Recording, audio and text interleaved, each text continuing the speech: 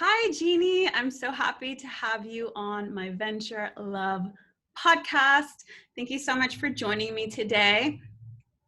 Jeannie is a certified holistic health and life coach, self-care coach, published writer, speaker, mama of two, and founder of Self-Care Journey Holistic Wellness, which is amazing. And she guides women to see their self-worth, find their best self with more ease, less skill, with her self-care system, and is currently working on her book to redefine self-care for today's women, because she knows that the right self-care isn't always easy, but essential. And she's dedicated to helping women get out of their own way and thrive from within so they can reignite their inner spark and reclaim their time, energy, and joy. And her work has been featured in Yahoo Finance, Core's, Global Leaders Today, Thrive, Authority, Medium, and Brains Online Magazine. So happy to have you here today. So welcome. Thank you. I'm so happy to be here, hon. I'm so excited to do this. Yeah, I'm so excited. So let's dive right in. I thought our topic today, after chatting a little bit, we could discuss what I called mothering mom or nurturing mom, and basically just dive into the topic of how you can nurture yourself as a mother. And as you know, I'm currently six and a half months pregnant, so this is a topic that is near and dear to my heart in the moment, and I'm learning so much throughout my pregnancy journey. So I know you're a mama of two, and you're managing and balancing life so beautifully. So I thought you could definitely share a lot of what you've learned in your process with the listeners. And I thought we could also talk about a little bit of your history. And I know you described seeing your mama doing so much and putting herself last, and just also knowing, from your experience, what you saw growing up and what resonates with you today, what's worked for you today, what you're not doing that she would do. And so just if you could share a little bit more about yourself, your history, and yeah, that would be great. Yeah, for sure. No, sounds good. So, I would probably call myself, I wasn't, growing up, I felt like I was around people that just knew they wanted to become moms. And I said to myself that I was not ready, or didn't know whether I was ever going to be ready. And I knew that that was because of what I experienced growing up and what I saw with my mom. Just, didn't really kind of saw the life kind of sucked out of her a little bit, and she was very drained most of the time. She had, three girls and just devoted her entire life to her family. And I think she's just amazing. And I don't say this with like, I say this with so much love that I wish she took care of herself more. And there could have been tons of opportunities where she could have, when we grew up, but it's almost like that became her identity, just taking care of others, just pouring out, herself in every way, even when we got older and were, self-sufficient, independent. And so I think that played a huge part in how I portrayed motherhood to be. And it, I saw it kind of weave into my relationships, where I would self-sabotage my relationships because I didn't feel like I had, I thought that every woman's objective was, to maybe become a mom and gonna live that life out. Whereas I wanted to be a free spirit. I pictured myself as this like very successful career woman traveling the world and all these different things that, didn't include being a mom. And it wasn't until, I guess, I think people talk about their biological clock kicking in, so to speak, where my friends started becoming moms, and I started just to connect with that, to resonate that. I started to get soft. I, was at that time just getting out of a pretty toxic relationship at that time. And I was going into something that was really beautiful with my current husband, and things just changed. I suddenly, felt that moment where I do want to become a mom, and my entire life that I never thought possible, I started to visualize something new for myself. but I visualized it differently. I told myself that when I do become a mom, that I'm going to do the opposite. I am actually going to take care of myself first. I'm going to nurture me because I see what it could do even before a mom if you don't take care of yourself, how that shows up when you're hungry and you don't feed yourself, you get hangry. So Mhm. many different things. It doesn't even have to mean just because you're a mom, but just in general, it shows up in so many ways: stress, burnout, all the things that, could pop up when, even before you're a mom. But especially because you're a mom, I just know that I don't want to show that. I want to break that, generational norm and show my children that that's not what motherhood has to be like. It does not have to look like that. You can still find happiness and joy in your career and take care of yourself.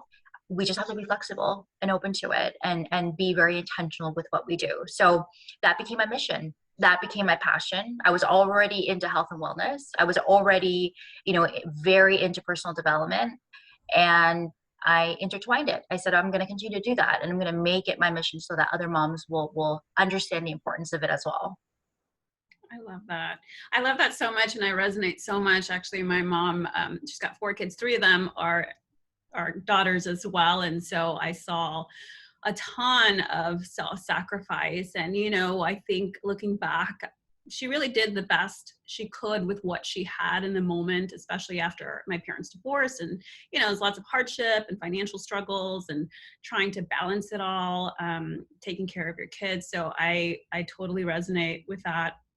I think it's also a cultural thing that we have to learn today as mamas and mamas to be, and women in general, with or without children, that we have to take care of ourselves. So I love that you saw that and you noticed it and you were aware of it and you made it your life mission to help other women. So I think that's so, so beautiful.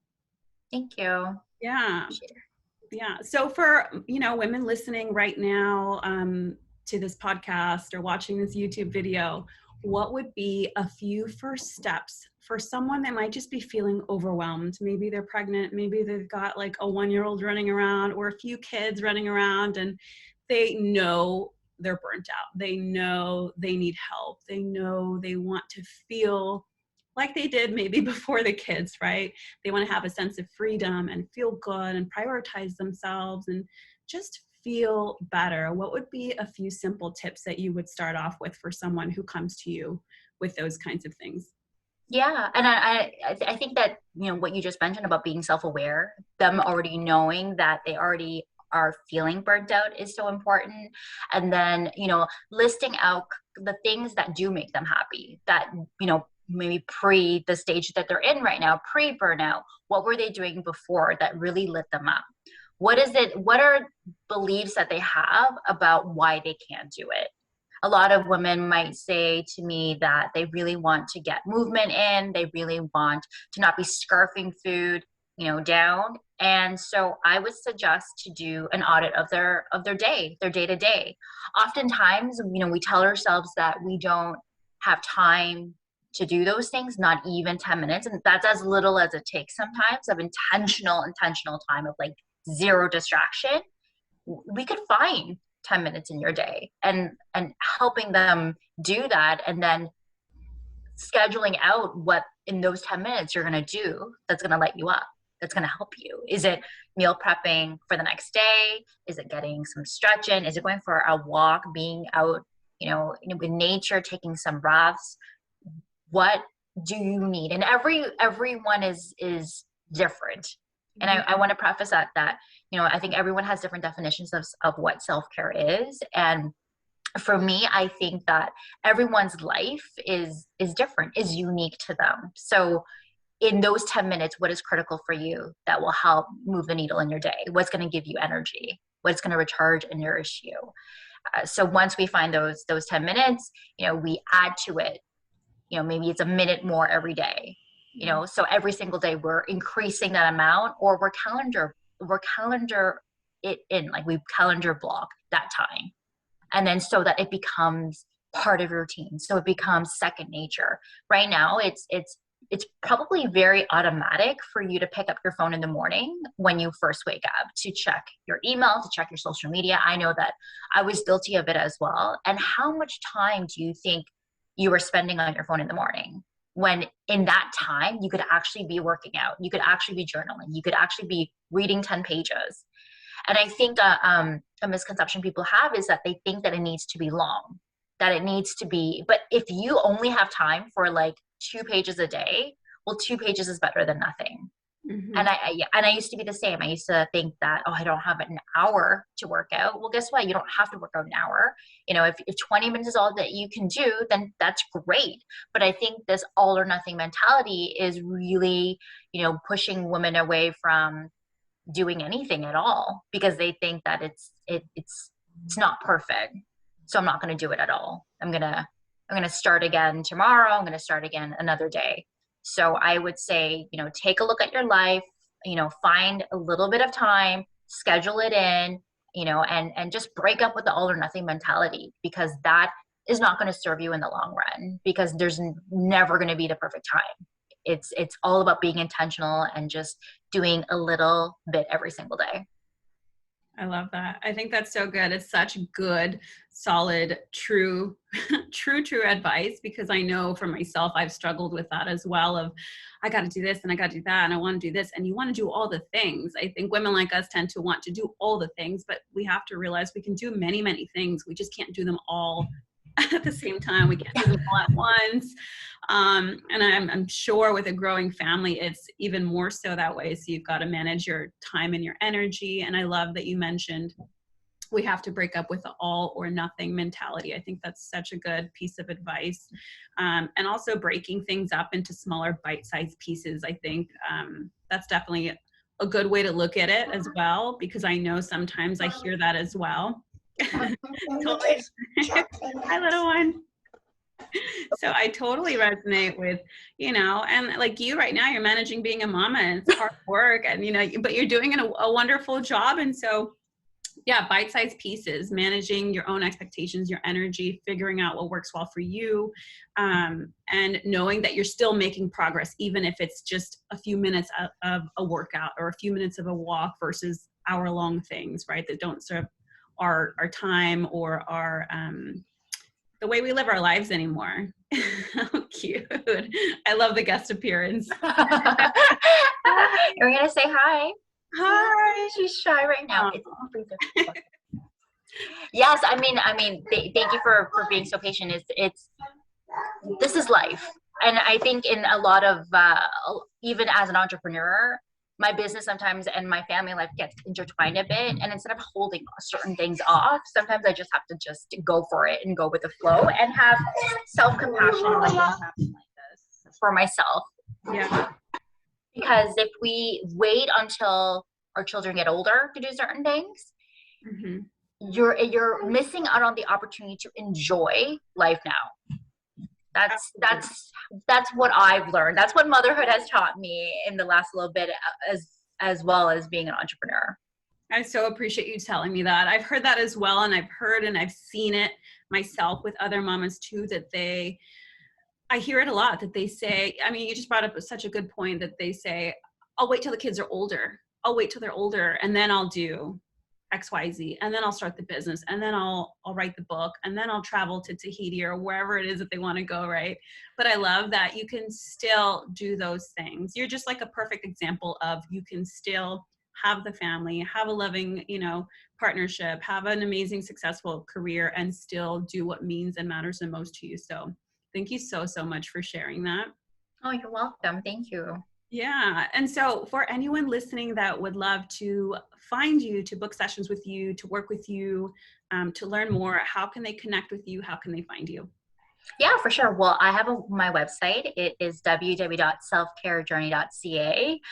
Right now, they can find more information about my 90-day online program with my self-care system. And I also am on Instagram a lot, Jeannie.selfcarecoach, and also a free community on Facebook called the Self-Care Collective for the Do-It-All Women. I love it. Thank you so much, Jeanne, for taking the time out of your busy day to be with us and to share your wisdom. And I'm sure everyone listening will really benefit from learning from you, from connecting with you. And thank you so much. Oh, you're welcome. Thank you so much for having me. It's been a pleasure.